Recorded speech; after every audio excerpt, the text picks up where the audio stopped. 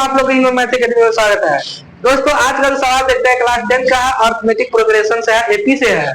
ये क्वेश्चन पूछता है, तो चलिए सवाल दिया हुआ है कि छठा पद 13 है और 12वां पद कितना है 25 है, तो पहला पद ज्ञात कीजिए। आइए देखते हैं दोस्तों।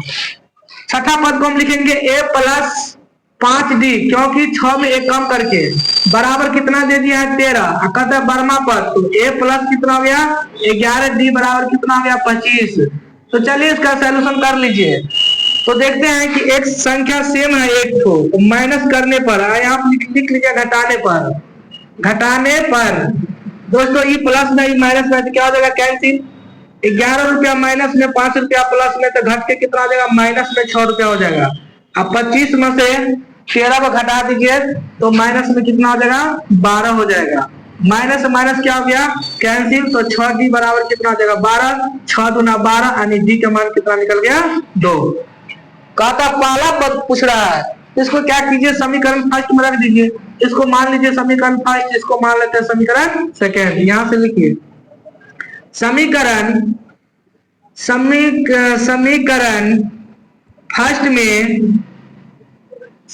फर्स्ट में d के मान रखने पर दोस्तों समीकरण फर्स्ट कितना है a प्लस 5d बराबर कितना है 13।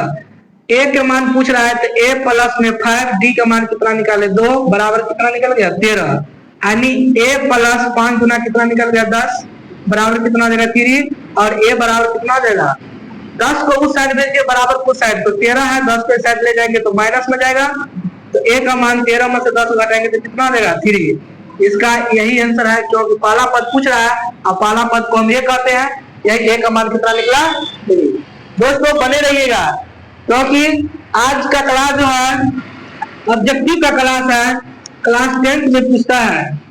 तो चलिए दोस्तों एक सवाल और लेके हम आते हैं, एपी से ही लेकर आते हैं।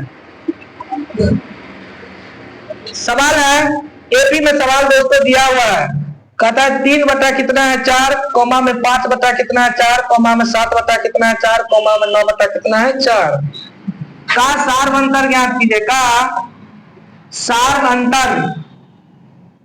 अंतर ज्ञात करें, सार अंतर ज्ञात करें। तो चलिए देखते हैं सार अंतर किसको कहते हैं। ये जो दे दिया प्रथम पद है, प्रथम पद को हम ए कहेंगे 3 बटा कितना है 4, और इससे अगला वाला पद को हम बी कहेंगे 5 बटा कितना है 4। सार अंतर जो है इसको हम डी से डिनोट करते हैं, सूत्र होता है बी माइनस ए। दोस्तों इसको इम्पोर्टेंट मान लेना, उसी को हम क्या कहते हैं सार अंतर उसी को हम कहेंगे। दोस्तों डी बराबर क्या हो जाएगा, डी का मान कितना है 5 बटा 4 है, माइनस में ए का मान कितना है 3 बटा 4 है, तो डी का मान कितना निकल जाएगा 4 का 4 कैल्सियम लेंगे तो 4, 4 एकान 4 तो 5 एकान 5, 4 एकान 4 तो 3 एकान 3 हो जाएगा। तो डी का मान कितना निकल जाएगा 5 में से 3 को घटाएंगे तो 2 बटा कितना हो गया 4, इसको कटम पिटा करिएगा तो कितना निकल जाएगा 1 बटा 2 करेक्ट आंसर निकलेगा। यही सार अंतर पूछ रहा था और सार अंतर कितना निकल गया 1 बटा 2। दोस्तों बने रहिएगा, एक सवाल हम और लेके आते हैं, तो शायद धीरे धीरे सब सवाल चलता रहेगा। कमजोर छात्र ध्यान से देखना, वीडियो को जरूर देखना, क्योंकि समय नहीं है। 10 से 15 दिन का अच्छा से तैयारी करो और एग्जाम दीजिए। सवाल अगला है कि साइन 90 डिग्री, इंटू में कॉस 45 डिग्री और इंटू में कॉसेक 45 डिग्री का मान ज्ञात करें। चला इस सवाल को बनाना है, चलिए देखते हैं सवाल को सॉल्यूशन। 1 नंबर में पूछता है ऑब्जेक्टिव से, क्योंकि सवाल को हम कहेंगे साइन। सवाल को लिख लीजिए पहले, मान साइन 90 डिग्री, इंटू में कितना है कॉस 45 डिग्री और इंटू में कितना है चला रहे कॉसेक 45 डिग्री। याद रखना मान सारणी याद रखना बहुत सुंदर से, इसके बाद सवाल बनेगा नहीं तो नहीं बनेगा।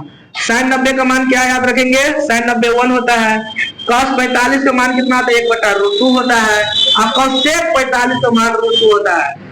कहेंगे ये बेचारा से बेचारी क्या हो गया कैंसिल, तो बचेगा 1। इसका करेक्ट आंसर कितना निकल जाएगा 1 निकल जाएगा। बने रहिए, अभी जाना तो नहीं है, क्योंकि धीरे धीरे सवाल सब आ रहा है। चलिए धीरे धीरे सवाल आता हम थोड़ा क्वाड्रेंट पढ़ा देते हैं, क्योंकि ये जो क्वाड्रेंट है इसको नाम है क्या एक्स, इसको कहेंगे X axis, X axis X dash, Y axis Y dash. चला क्या ओरिजिन, जिसको हम मूल बिंदु कहते हैं। और ये भी याद रखना मूल बिंदु का मान क्या होता है, 0 0 होता है। दोस्तों ये प्रथम पद है, द्वितीय पद है, ये तृतीय पद है, ये चतुर्थी पद है। प्रथम पद में चिन्ह क्या होता है, प्लस प्लस होता है, द्वितीय में माइनस प्लस, तृतीय में माइनस माइनस माइनस, और चतुर्थी में क्या हो जाएगा, प्लस माइनस हो जाएगा। क्योंकि यहाँ से एक सवाल पूछता है। सवाल कैसे पूछेगा, चलिए देख लेते हैं। इसको याद अच्छा से याद रखना था।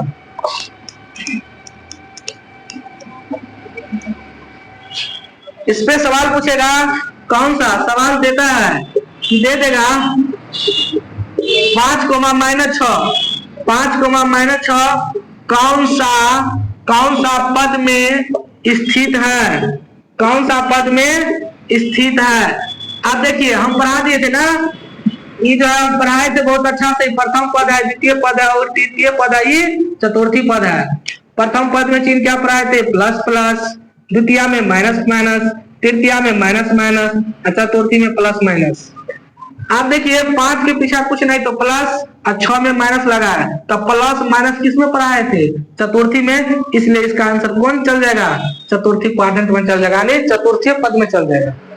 दोस्तों बने रहिए, क्योंकि टाइम हो चुका है। एक सवाल हम और देख लेते हैं। इस सवाल बनाने के बाद फिर हम कल अगले रोज मिलेंगे।